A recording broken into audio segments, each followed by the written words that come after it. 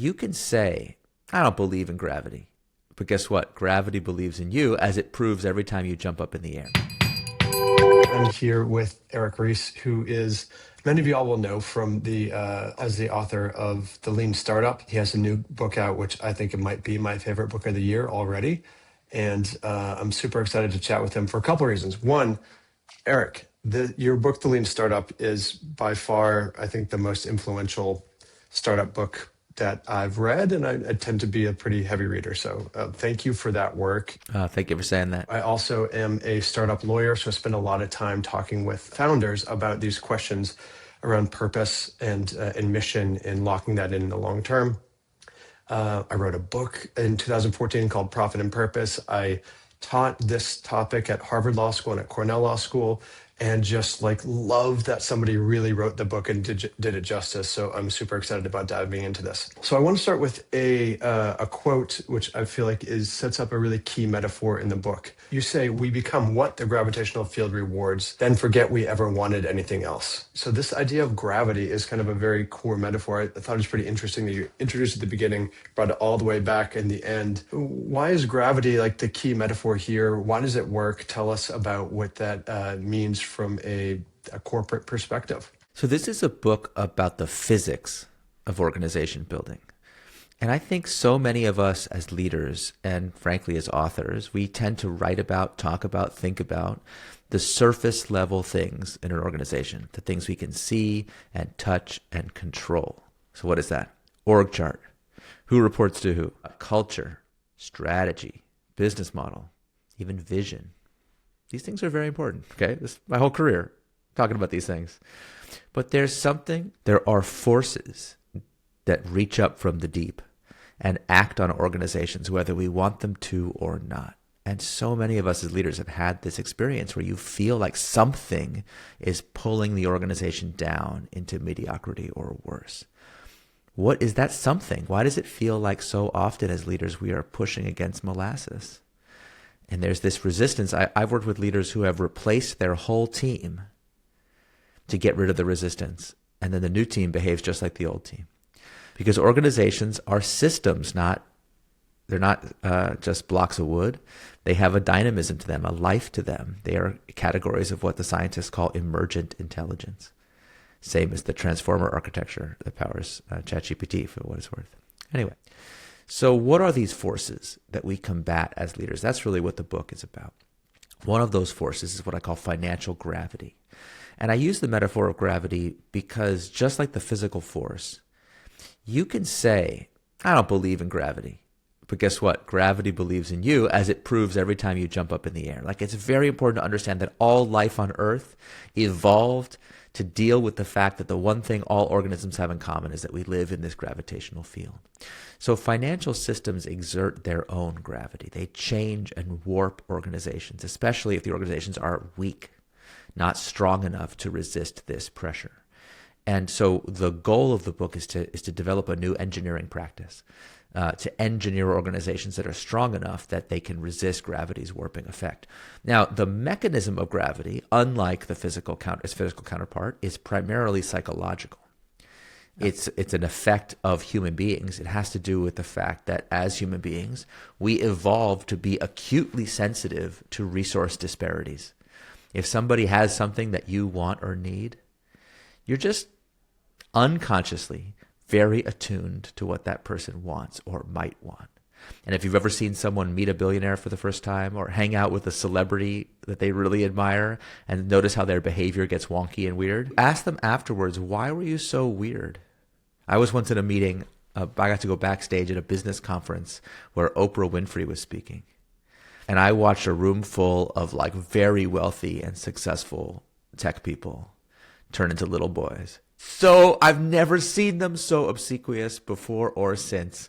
Just, is there any possible thing we could do or say that might please Oprah? It was hilarious. And if you ask them afterwards, why were you like that? It wasn't like their plan. They didn't consciously choose it. It's just the presence of something, of a resource that we greatly covet, changes our behavior whether we want it to or not. And the research shows that consistently performed behaviors eventually become internalized as values. So gravity is a mechanism of unconscious value transmission from those who have resources to those who want those resources. And in the context of a company, we're talking about funders, investors, the market. For a nonprofit, we'd be talking about donors. Same in government, doesn't matter. Every organization has resources that it depends on for its future survival. And people become acutely sensitive to what the people who hold those resources might want. And it's the word might that's really important, because if you ever go to a public company and you ask people, what was it like being a public company compared to when the company was private? They'll always say the same thing, like, oh, well, now everybody watches the ticker. And in meetings, someone will say, well, I think we should add this feature. I don't know. The market might not like it. Might?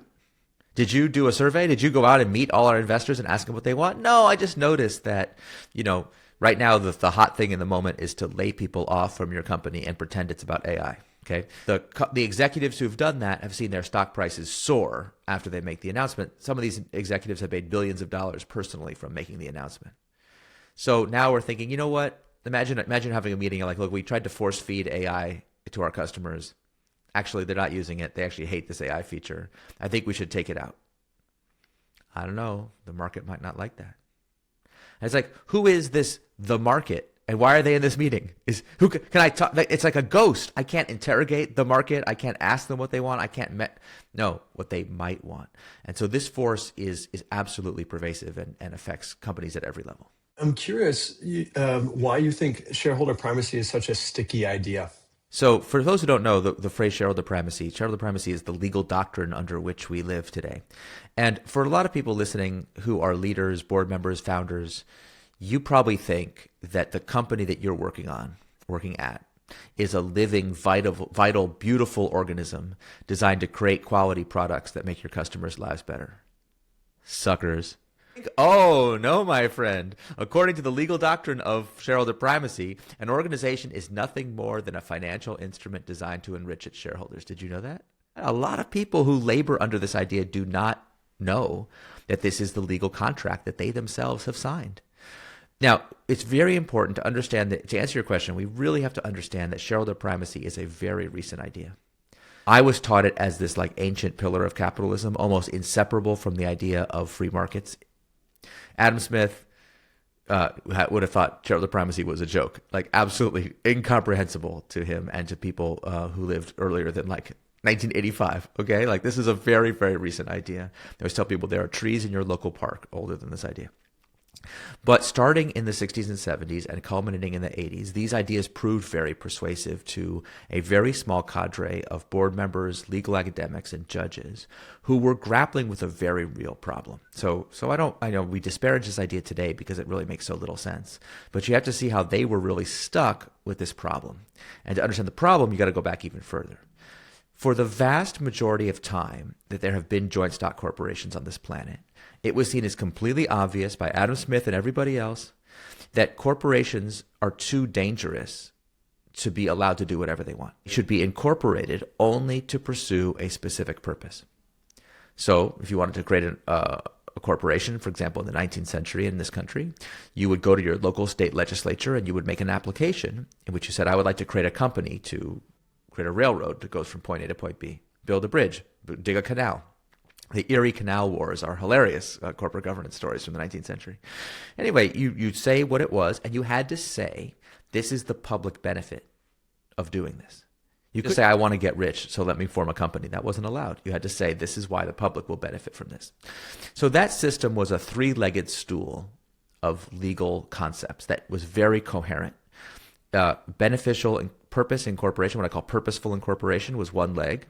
The second leg was the trustee duty, drawing on trust law, that board members were seen as trustees of the corporation, meaning they had a positive duty to make sure that the company did what its purpose was. But a trustee under the law is a preserver of assets, not a maximizer. So the trustee's duty is to protect the organization. And then a third duty, the third leg of the stool, was the agency duty. If you take outside investors, the board is also the agent of the shareholders. But in the 19th century, this duty was understood in a negative term. It was a negative duty to prevent fraud upon the shareholders. Because if I gave you money to create a railroad and you take that money home or use it for something else, the courts viewed that as a crime. That's like, oh, you defrauded me. You went beyond the scope of what was authorized. So that was the three-legged stool: beneficial incorporation, the trustee duty to preserve and protect, the agency duty to protect against shareholder fraud. Okay, so that system worked great, but it had a big problem with it, which is going to your local state legislature is not exactly the best and most convenient way to get a license to a most startup-friendly policy. Industrialization proceeded over the course of the 19th century. The nepotism and the cronyism of state legislatures became a massive problem. So there was a big fight to create what was called general incorporation, the idea that anybody should be allowed to create a company without having to get special permission. That didn't come to Delaware, by the way, till 1899. So we're not talking about ancient history here, 1899. And under general incorporation, you could just go to your state's registry office and file a incorporation certificate, just like we do today. We all take general incorporation for granted. But general incorporation still believed that everybody should have to incorporate for a specific purpose. It's just we weren't going to have anybody vet whether your purpose was like good enough. And so over the course of the 20th century, people started changing their incorporation papers. Instead of saying, I will incorporate this company to make a railroad from point A to point B, we started using the formula that we all use today, which is we incorporate for, quote, any lawful act or activity. And for people listening, if you've never heard this before, you need to really think about this. Any lawful act or activity. So in the 20th century, this created a huge problem, because now what happens if people disagree about what is covered by any lawful act or activity? Right. So like I say, making a new product, going in a new direction, doing this pivot will increase profits. And someone else says, no, that's a violation of what you promised me we were originally going to do. So like there were all these controversies, and the courts were being asked to intervene more and more and more and more often to say what was permissible and what was not under the theory of any lawful act or activity. And at the same time, these controversies were arising. There was a new set of theorists who said, look, let's just do the agency model for companies. Let's start to see companies as agents of shareholders, meaning having a maximizing relationship with the shareholder. And so over time, the three-legged stool, the two legs atrophied. We started to talk way less about the purpose, way less about the trust duty, and much more about the agency duty, to the point the culmination of this was to say, look, it'll be way simpler for everybody if we just say, look, the board's primary responsibility is to maximize returns for shareholders. And so the courts literally decided, although this sounds crazy to many young people, this is the truth. The courts decided that when you see any lawful act or activity, actually what that means is maximize shareholder value. So, okay, if you're ever in a situation where it's unclear, like if someone tries to buy your company, the courts decided you are now an auctioneer. The board goes from being trustees to an auctioneer to get the highest prices, what's called the Revlon duty in Delaware law. So that idea proved persuasive because it seemed like it would be simpler. It would be easier to adjudicate. And frankly, the people that were especially excited about this, they make their money from investors. Okay, so like the idea that investors should be the top of the heap, that's real good for your career if you're going to do a job where investors provide the funding, So that seemed like it made a lot of sense. Now, in the years since the 1980s, when this was enacted, we've seen numerous problems with this very reductive view. I think we've actually gone past shareholder primacy. We're now in extraction primacy, because so many people have figured out how to use this doctrine to seize control of profitable or value-creating companies and profit by destroying them, like locusts. And on top of that, we're also putting investors at risk. So I think investors thought this would be good for them, but it's actually trapped them in their own prisoner's dilemma, where they feel like if other investors are going to pressure the company to extract as much value for them as possible and then get out, I need to do that before they, now we're all trapped. Whoever gets in gets out first will make the most money. You see that in all these speculative asset bubbles, which have increasingly recurred with increasing frequency since the 1980s, not coincidentally. But last thing I'll say about another big breakthrough idea that was powered by the three-legged stool in the 19th century was the idea of limited liability for shareholders. This is, if you talk to most investors, this is their most prized protection. If it wasn't for limited liability, most investors would be too frightened to invest in anything. And yet, if you look at agency law, going all the way back to Roman times, it has been understood that if I am your agent, then you bear liability for my actions. If I imagine I'm a Roman senator and I have a slave and I send him into the marketplace armed with a knife and say, get me the best price possible, and he stabs somebody, who bears the liability? The master has the liability. This idea is still in the common law to this day. But think about what we've been talking about with the three-legged stool. If companies are the agents of shareholders and are only there to maximize their returns, then logically speaking and legally speaking, the investors are culpable for their actions. Does anyone really want that? I think that would be a crazy world to live in. But we can't have it both ways, because today what happens is when you see a company do something egregious, the public goes to that company and is seeking accountability, and the board says, sorry, it's not us. It's our fiduciary duty to maximize. You can't blame us, but you go to the investors and say, you can't blame us. We have limited liability. Well, we can't be the case that nobody has the liability for these atrocious actions. Surely somebody has to take responsibility. So I don't think the status quo is remotely tenable, but that's how we got here. Let's start talking about what proposals you have in this book to build new types of companies, understanding these physics, and one of them being the shareholder primacy kind of like burden. You talk about a ton of different options here, and I would love for you to kind of give us a walkthrough of the options that you have. So I'll do that, but I want to really remind everybody that structure exists to protect a pre-existing ethos. If the leadership stuff is not in place, and the book is a lot about this also, like if we're not clear who our commitments are to, like what do we stand for, what are our values, what are our principles, these structures will not by themselves magically cause a company to be ethical or virtuous or long-term or whatever it is that you care about. But conversely, you could have the best ethos in the world, but if you have weak structures, eventually you will lose it, because in our economy today, the more valuable, the more successful an organization becomes, the more valuable it becomes as a target, the more worth it is to take it over. And so we often get these things wrong. So in the menu of options of things we need to do, we have to think about each of the vectors of attack by which an organization can be pressured or destroyed from the outside. The easiest one, by far the easiest thing in the book, is to do this filing in Delaware. If you're a Delaware C Corp, you do this 2-page filing called a Public Benefit Corp, or PBC. This is so easy, your lawyers can have this done for you tomorrow, if you're listening to this right now. And it's not that powerful. It's not like a magic bullet, but it is, I think, a prerequisite for almost any of the other things that we're going to want to do. And a PBC is simply writing into the corporate charter what the public benefit of the company is. Meaning this is like restoring that old idea of purposeful incorporation back to companies. This is available in Delaware and I think 44 other states. So whenever the benefit corporation movement started kind of taking on more momentum, kind of around 2011, we did a ton of work. We did incorporated a bunch of first benefit corporations in a lot of different jurisdictions. And it's been really cool to see that it's still happening, and it's happening more and more frequently now, I feel like, than it has historically been happening. And I think I was concerned that maybe it would be a little bit of a trendy thing that would pop for a little bit and then go away. But it seems like it's picking up steam, at least from our perspective. No, totally. I think it's kind of a no-brainer. So I think it's definitely picking up steam. And again, it's just one of the few things in the book that has no trade-offs or costs to it. So you may as well do it now. So PBC, what vector specifically does this address? This addresses the very narrow, specific situation that someone one day in the future sues you and says, doing this thing is not shareholder maximizing, therefore you have to do it. And you can say, no, actually, it is mission maximizing. And we told you in our incorporation that we're going to maximize this mission. Now, we think that's still going to be good for the shareholders in the long run. You still can't defraud your shareholders, just like you couldn't in the 19th century. It's still important. But to have the latitude to be able to do that is very important for most companies. So second thing we have to deal with, so that addresses the problem that you get sued.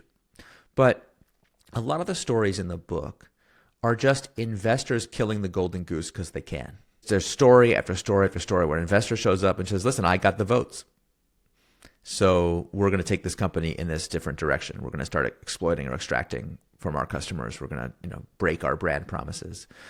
Sometimes the founder fights them and they say, great, well, now you're fired.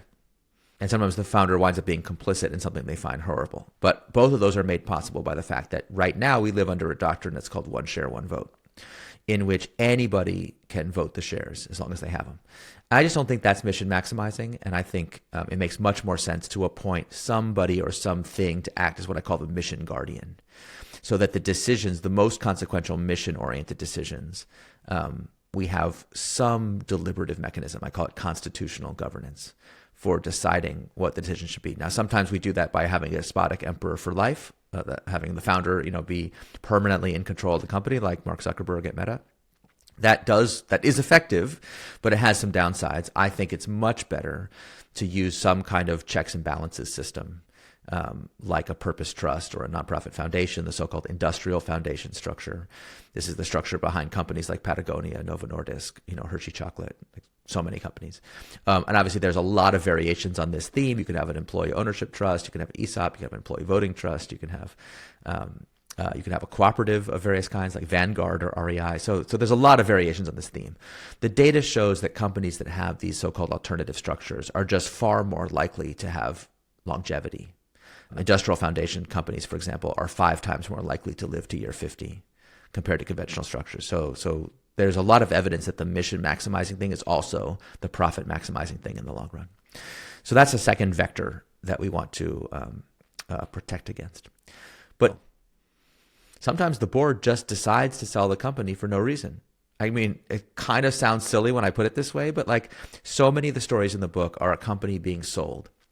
And there's some mission stakeholder kind of person being like, excuse me, but what business problem is this transaction designed to solve?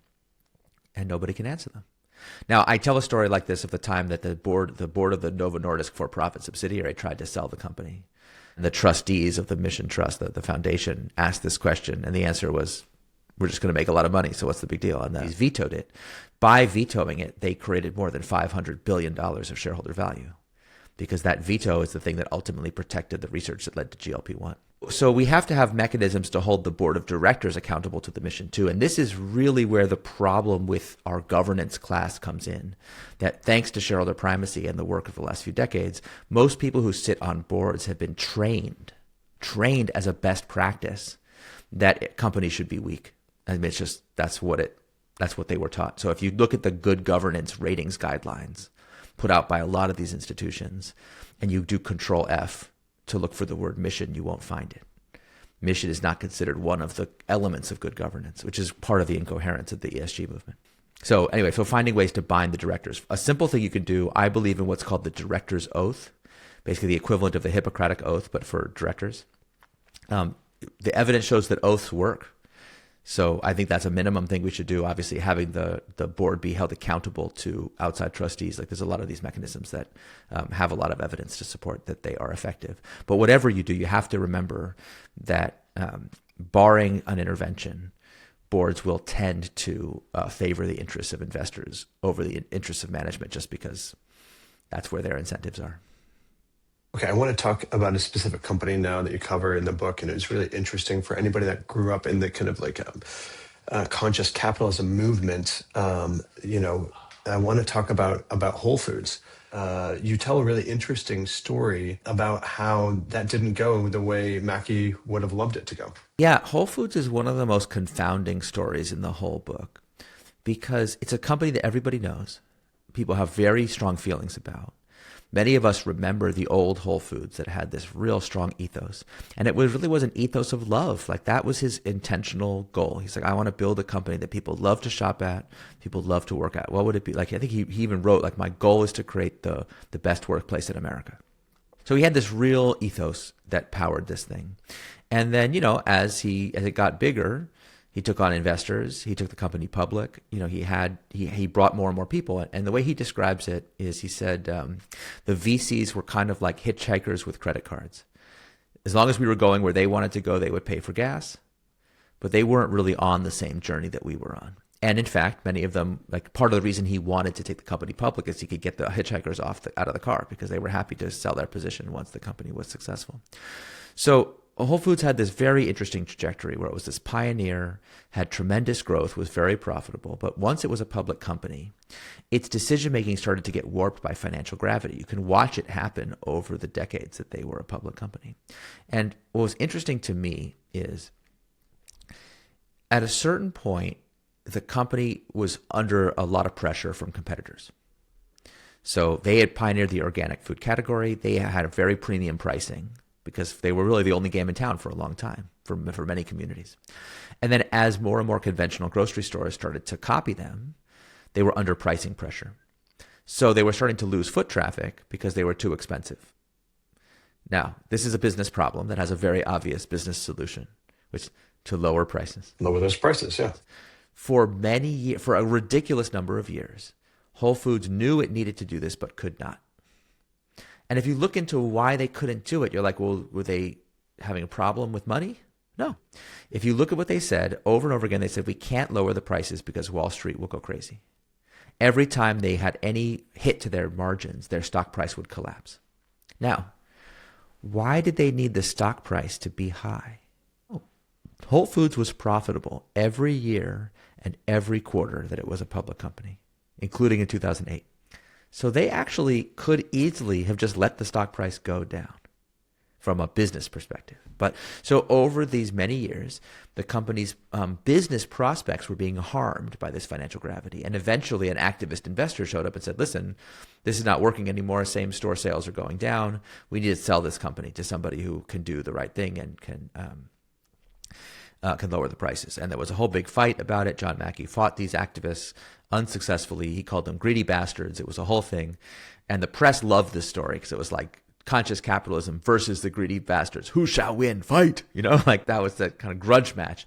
And I actually quoted an article after the transaction was done where someone actually wrote an article called, the title was The Greedy Bastards Won. And criticizing Mackey, saying, look, he wanted to have it both ways. He wanted to be this avatar of conscious capitalism, but he also wanted to be a bog standard Delaware C Corp public company. Can't have it both ways, buddy. It was kind of like a gotcha. It's true that is a gotcha, but then it kind of, to me, raises this question: why should Whole Foods have been embodied as this bog standard C Corp public company? If it had had the right structure, this never would have happened. So anyway, in the end, the company was forced to sell to Amazon. Amazon bought it at a premium. So the activists who did this made a fortune. I think they made $500 million for their 6 months' work. And by our conventional accounting, that is seen as a value-creating activity.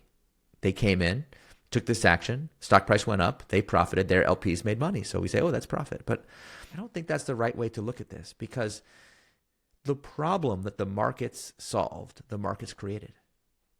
If Whole Foods had just lowered the prices, it would have been fine. Like there would have been no business problem in the first place. So I just think the vaunted efficiency of this system is severely overrated. And therefore, the story of Whole Foods is kind of a tragic story. And I want to do a flip side example on Costco, and I want you to talk us through kind of what the fortress that they built and how they're having a different outcome than Whole Foods. So Costco, it's funny, Costco is like widely seen as the exception to every rule in business. It's funny how many people like will be ranting to me and be like, only a family-run company can sustain its value proposition over generations because of the quarterly returns and the earnings guidance and the this and the that, Wall Street. And they'll be like, this family-run company and that family-run. They'll be naming family-run companies, and then they'll be like, at the end, they'll be like, oh, and also Costco for some reason. Costco is a $400 billion public company that is obsessed with keeping its promises. So maybe the most famous example of this, and obviously you can watch the Acquired podcast on Costco. It's pretty great. They have been selling this $1.50 hot dog. It was $1.50 in 1986. It's $1.50 today for a hot dog and soda, by the way. Just for contrast, a McDonald's Big Mac in 1986 was like $1.60. Now it's almost $7 in California. Okay, they went to extreme lengths for the privilege of not making extra money. How interesting is that? And the most famous story of all about the hot dog is a time in 2008 when the then COO of the company went to Jim Sinegal, the CEO and founder of Costco, and said, boss, we're getting our butts kicked on this hot dog. We got to raise the price. And what Jim Sinegal said next is so famous, you can buy a T-shirt with this on it, because he's like, listen, sure, you could raise the price, but just so you know, if you raise the price of the effing hot dog, I will kill you. Figure it out. So the company figured it out. That's really the hallmark of these companies. Now, if you talk to people about why they love Costco.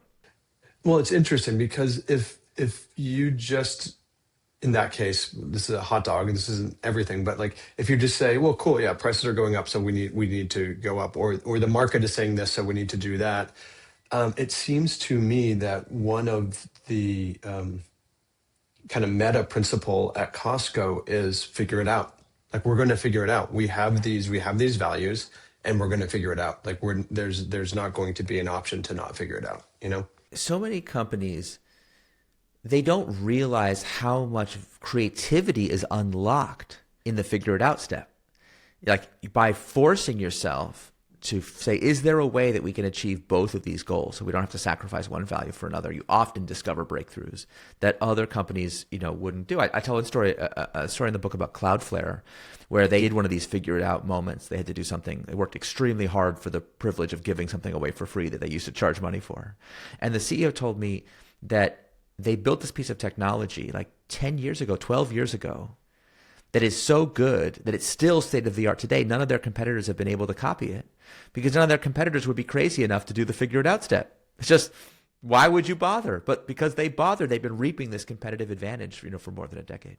So anyway, if you talk to people about Costco, and Costco, this hot dog, they sell more hot dogs out of this cart, by the way, than every Major League Baseball stadium combined. We're talking about more than 200 million hot dogs a year. Okay, so this is an immense foregone profit. If you ask people who love Costco, why is Costco so great? They'll be like, oh, well, they just have a really strong leadership. They have strong leadership succession. The founder is not the CEO anymore. They've been through 3 CEOs since then. But every CEO, they promote from within. They embody the ethos, et cetera, et cetera. They say, oh, yeah, but that's interesting. But what about the fact that they're a public company? Why hasn't Wall Street been able to mess with them? Most people will be like, well, they're just so large. They're too big for Wall Street to mess with. Are you kidding me? Man, anyone who says that, you don't understand how large Wall Street is, okay? There are no companies too large to be messed with here, okay? The reason why Costco is able to maintain its integrity is it is embodied in what's called a governance fortress that prevents outside meddling. So there's a bunch of funny stories in the book, like a time that the stock price went down. Like what happened to Whole Foods? Like these lurching, precipitous price drops happen in the stock market all the time. The CFO takes Jim Sinegal around. He's like, look, we got to go meet with all these analysts and reassure them that it's going to be okay. And Sinegal's like, are you sure? It seems like a waste of time to me, but if you really want me to, I will. And they would all sit him down. And I quote a bunch of these analysts in the book. There was an analyst who was like, listen, Costco takes money that rightfully belongs to shareholders and invests it in improving the customer experience. That's a criticism, by the way. So Sinegal was forced to sit down with all these analysts and investors, and they would be like, what can you assure us that you're going to take the steps necessary to bring the stock price back up? And he would say, no, I don't care about that. Buzz off. And the CFO is like, you can't say that. He's like, why not? Well, they're gonna oust you. He's like, really? How? They're gonna do this. They're gonna do that. He's like, let them bring it on, because the thing is strong enough to resist those pressures. And so the reason why Costco has been so successful is in part that it has this ethos, but also in part because it has this structural integrity that I think a lot of companies lack. Yeah. Do you want to unpack that fortress at all? This fortress is about the thresholds that are required to bring voting actions against Costco. So if you want to pressure Costco, you have to have been an investor for a long time. You have to own a certain amount of the company. And then if you get your proposal, your proxy, what they call, up for a vote, you have to win a supermajority, not of all ballots cast, of all shareholders must vote for your proposal. I think it's a 2/3 supermajority required. Costco has millions upon millions of retail shareholders. So to get Costco to do something that it doesn't want to do, you would have to get their most rabid superfans to vote with you. And in fact, Wall Street has tried numerous times. There was something called the Harvard Shareholder Rights Project that attacked Costco for being in too much management entrenchment, which leads to poor performance. I love that. Of all the companies to accuse of poor performance, like really, what are we talking about? But anyway, they tried that. They did in fact win 50% plus of the votes cast, but they could never get a supermajority of all shareholders. It's absolutely impossible. And in fact, we had a recent example of this where Costco's been an advocate of DEI, and that's become recently very unpopular. What people don't realize is that Costco was doing DEI from before it was even popular in the first place. Back when it was really unpopular, they were just like, well, we do what we do, so we don't care. When this investor tried to attack them, get them to abandon their DEI programs, they were very successful at getting, for example, Target to abandon its programs, and that's actually been really commercially devastating for Target. Costco just said, no, bring it on. And so they were like, okay, we're going to threaten you with a shareholder vote. They said, fine, bring it on. We'll have the vote. And 98% of Costco shareholders voted in favor of the DEI program at Costco. What is so incredible about that number is think about all the places in America where there's a Costco superstore. And many of those people are also Costco shareholders. And you're telling me that 98% of those people are woke? No, obviously not. Even people, I bet you there are many people, probably millions of people, who themselves are not super keen on DEI, who nonetheless voted in favor of Costco, because the question is not about DEI. The question is who should decide. And everyone, I think, intuitively understands that outside agitators should not be the decision makers for a company like Costco. One thing I've noted is that a lot of the rising big AI companies are forming as PBCs and putting interesting structures in place. You touch on Anthropic in the book, and it sounds like you were a part of that conversation. And I'm just kind of curious if you could give us a kind of for the kind of the AI companies, how does this play out there? Oh, it's extremely important for AI companies, maybe more so than for any other kind of company, honestly. And for the record, I played only a very bit part in the founding of Anthropic, so I don't deserve any credit for their phenomenal success. When I started writing this book, Anthropic was not that famous of a company. It's become far more of a household name than it was when I wrote the book, which maybe is for the best. So yeah, but they did consult me about these structures, and we did have very in-depth conversations about these vectors of attack, because to give the founders of Anthropic credit, they foresaw that if this technology worked, it would be worth trillions, and therefore they would be a target of pressure from both big public companies and from sovereign nation states who would want to control what they are doing. And so they created that trust structure. They call it the Long-Term Benefit Trust, or LTBT, a set of outside trustees who have the power to appoint directors to the for-profit subsidiaries board. And they're a public benefit corp, and they've taken the ethos and the integrity side of this very seriously. And I think that's part of the reason why they are just widely seen as a more courageous vendor than their competitors. Does that mean that they're perfect? No. Okay. I mean, I'm also part of the author's settlement with Anthropic for using my work illegally. You know, like you can find things to criticize if you want, but the point of doing these things is not to claim that if you do them, you will become perfect. These are human enterprises. Rather, the reason why people respect Anthropic is that they have integrity. They don't do everything right, and they don't have universal values. Your values are probably, if your values are different than them, then sometimes they're going to do something that drives you crazy. That's how humans are. But even when I disagree with Anthropic, I can still respect that they are behaving consistent with their own stated principles. And that's a company you can trust. I noticed that in May, the SEC proposed a new rule around making quarterly reporting voluntary for public companies. I hear that LTSE had a little bit of a role in trying to bring this to the SEC. So how are you feeling about it? You know, it's very strange. Yes, this action by the SEC is a result of a petition that LTSE filed last September. And at the time that we filed the petition, most people thought we were completely crazy, because for 50 years, public company CEOs have been trying to get this rule changed. Just for people that don't know, if you ask almost any retired public company senior executive, give him a magic wand, what's one thing you would change in our market system in America? Almost always in the top three things they say will be quarterly reporting. It is just too frequent. It causes an immense amount of value destruction. This is not just my opinion or the opinion of these CEOs. There's a lot of good academic evidence.